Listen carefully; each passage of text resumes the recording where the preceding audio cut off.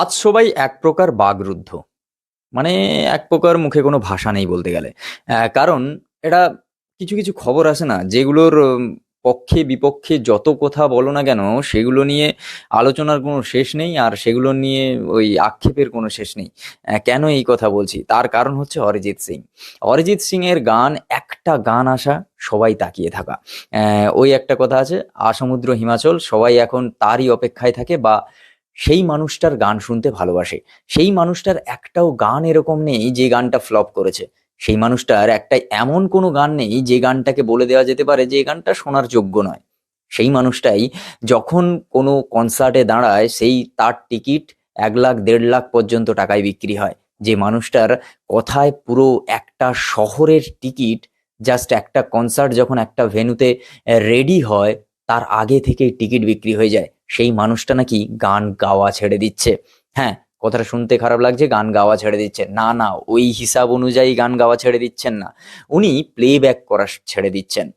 আপনারা জানেন যে বড় বড় যে হিরো বা সুপারস্টার মেগাস্টার, তাদের যেসব গায়কের লিপে লিপ মিলিয়ে যে সুন্দরভাবে একটা অভিনয় করে, আর হয়তো কোনোদিন অরিজিৎ সিং এর গানে লিপ মেলানোর জন্য কোনো হিরো থাকবে না।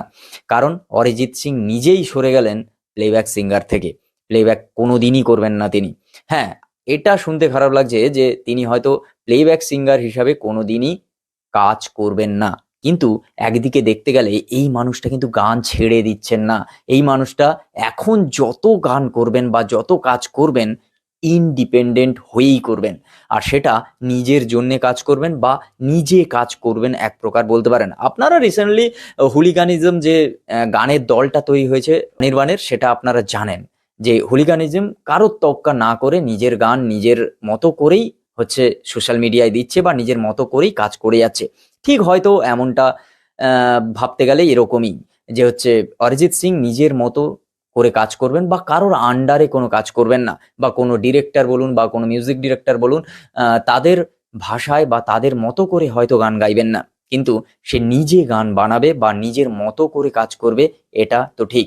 তবে একটা দেখতে গেলে এরকম একজন বড় মাপের সিঙ্গার, যিনি একেবারে ইন্ডিয়ার মানে 1 নম্বর সারিতে বসে আছেন, তিনি কিন্তু কতটা ভুল সিদ্ধান্ত নিয়েছেন, কতটা ঠিক সিদ্ধান্ত নিয়েছেন, সেটা একমাত্র উনি নিজেই বলতে পারবেন। কিন্তু দেখতে গেলে উনি যদি নিজে একা কাজ করেন বা নিজের মতো করে কাজ করেন, নিজের জোনে কাজ করেন, সেই কাজটা আর 5টা কাজের থেকে অবশ্যই বেটার হবেন। মানে দেখতে গেলে যে মানুষটা এতদিন যত গান গেয়ে গেছেন, তার একটাও গান ফ্লপ নেই। যে মানুষটার প্রত্যেকটা গান হচ্ছে মিলিয়ন মিলিয়ন ভিউজ আছে। যে মানুষের একটা গান একটা সিনেমায় থাকলে সেই সিনেমাটাকে অনেকটা হিট করার দিকে নিয়ে যায়। মানে বুঝতে পারছো, সেই সেই আরা মুভি থেকে।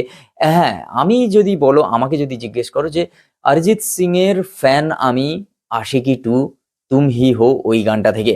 আর তখন থেকেই একের পর এক, হ্যাঁ তার আগে তিনি গান গেয়েছেন, ভালো ভালো গান গেয়েছেন, কিন্তু ঘটনাটা হচ্ছে সেই মানুষটাকে আমি ততদিন থেকে চিনি, সেই তুম হি হো এই গানটা থেকে।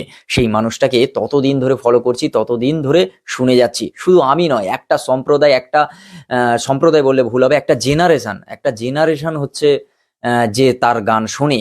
আর একটা জেনারেশন সেই জিনিসটা মিস করবে সিনেমা হলে বসে, যে তিনি আর কোনো সিনেমায় গান গাইবেন না, বা তিনি কোনো আর প্লেব্যাক সিঙ্গার হিসাবে গান গাইবেন না। তো দেখা যাক, ভবিষ্যৎ বলবে।